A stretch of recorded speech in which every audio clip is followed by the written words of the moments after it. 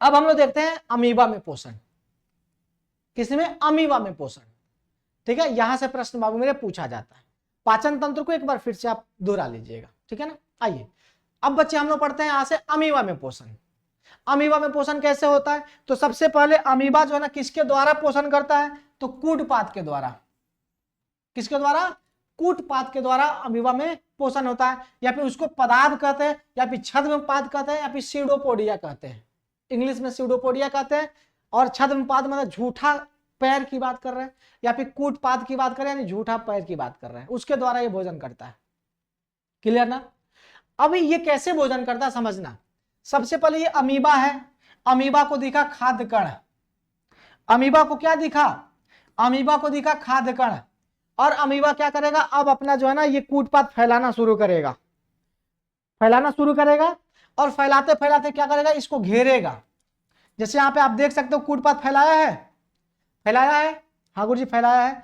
अब इसको क्या करेगा? घेरेगा, और घेर करके और ऐसा संरचना बनाएगा कि भोजन जो है ना उसके अंदर चला जाएगा, और अंदर जाके जैसे हमारे ये अंदर आके इसकी प्लाज्मा मेम्ब्रेन जुड़ेगा तो ये बन जाएगा खाद्य रिक्तिका। क्या बन गया?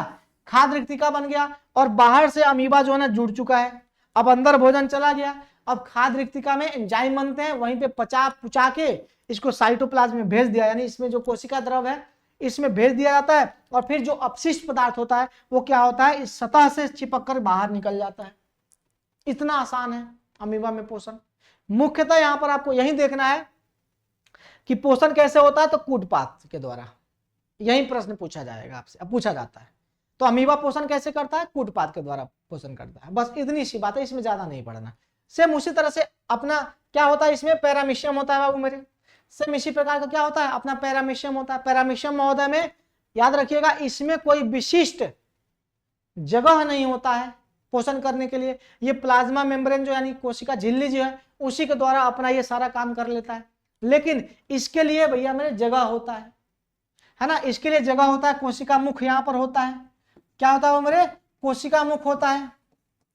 अब इसी के द्वारा क्या करता है? ये भोजन करता है कोशिका मुख के द्वारा। अब ये यहां तक भोजन आता कैसे है? तो ये सिलिया, आपने नाम सुना होगा। क्या है मेरे? सिलिया है, जिसको हम लोग क्या कहते हैं? पक्षमाभ कहते हैं, या फिर पक्षाभ कहते हैं। इसी को क्या कहते हैं हम लोग हिंदी में? पक्षाभ कहते हैं। क्या कहते हैं वो मेरे? पक्षाभ। तो आपसे पूछा जाएगा पैरामीशियम किसके द्वारा पोषण करता है? तो कोशिका मुख के द्वारा करता तो है, लेकिन भोजन पकड़ता कैसे, बुलाता कैसे?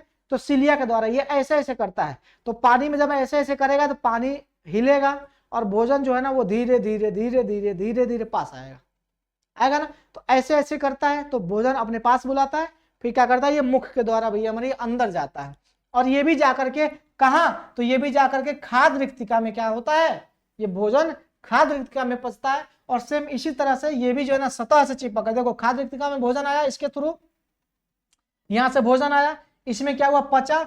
पचने के दौरान ये शरीर से पूरा बाहर निकल गया, जैसे आप देख सकते हो शरीर से पूरा बाहर निकल गया। और बाहर निकलने के बाद अब धीरे धीरे क्या होगा? ये चिपकेगा सतह से, और सतह से चिपका है, और चिपक करके यहाँ से अपशिष्ट पदार्थ जो है ना वो बाहर निकल जाएगा। पचा हुआ भोजन इसके साइटोप्लाज्म में मिल गया, और यहाँ पर अपशिष्ट पदार्थ शरीर से बाहर निकल गया। तो पैरामीशियम में भी लगभग अमीबा की तरह ही होता है, बस वहां पे क्या हुआ? कूटपाद, यहाँ पे पक्षाभ, या फिर सिलिया कह दो। क्लियर ना?